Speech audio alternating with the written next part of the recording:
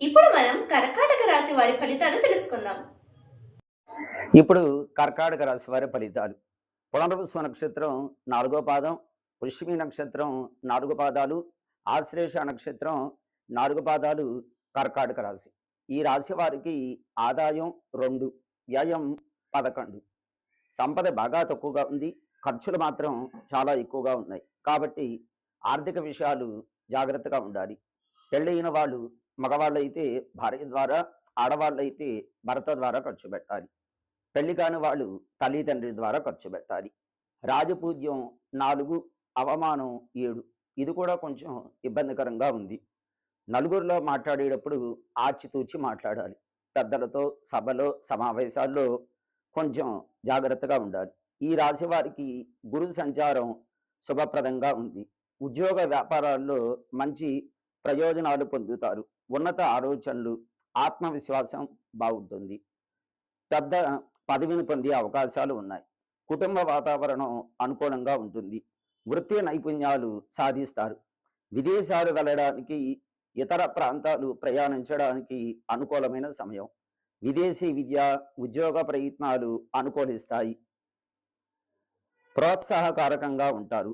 నలుగురికి స్ఫూర్తినిచ్చే పనులు చేస్తూ ఉంటారు. వృత్తి నిర్వహణ మెరుగ్గా ఉంటుంది.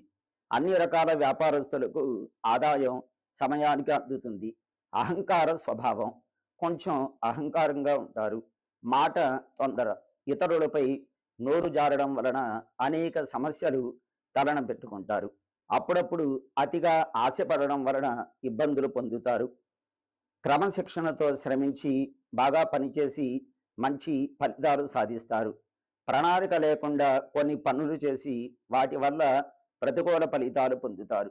కష్టపడి పని చేయడం ద్వారా మంచి ఫలితాలు నెమ్మదిగా సాధిస్తారు. వ్యాపారస్తులకు, పర్యాటక రంగం వారికి, హోటళ్ల నిర్వహణ, ఆహార సంబంధ వ్యాపారస్తులకు, వైద్య సంబంధ వ్యాపారులకు సంపాదన పెరుగుతుంది. ఉదర, కాలేయ సంబంధ వ్యాధుల సూచనలు ఉన్నాయి. అపమృత్యు దోషం కూడా ఉంది. కొంచెం ఆరోగ్యం విషయంలో జాగ్రత్తగా ఉండాలి. ఛాతీ, ఊపిరితిత్తులు మొదలకు సంబంధించిన అనారోగ్య సూచనలు ఉన్నాయి. ఋతుక్రమ సమస్యలు, మధుమేహము మొదలైనటువంటి ఆరోగ్య సమస్యలు ఉన్నాయి. వైద్యుల సలహాలు పొందుతారు. నెమ్మదిగా ఆరోగ్యం వృద్ధి చెందుతుంది. ఏ పని తలపెట్టినా నిర్లిప్తత, వృధాగా కాలక్షేపం చేయడం, ఇతరులకు కలిసి రాకపోవడం, మానసికంగా ఇబ్బందులు, ఆదాయానికి మించిన ఖర్చులు ఎక్కువగా చేస్తూ ఉంటారు. ఈ రాశి వారికి అదృష్ట సంఖ్య 2. లలితా సహస్రనామం, ఖడ్గమాల, త్రిశతి పఠించిన కష్టాల నుంచి బయటికి రావడానికి అవకాశం ఉంది. వీరికి మంగళ, గురువారాలు యోగప్రదంగా ఉంటుంది.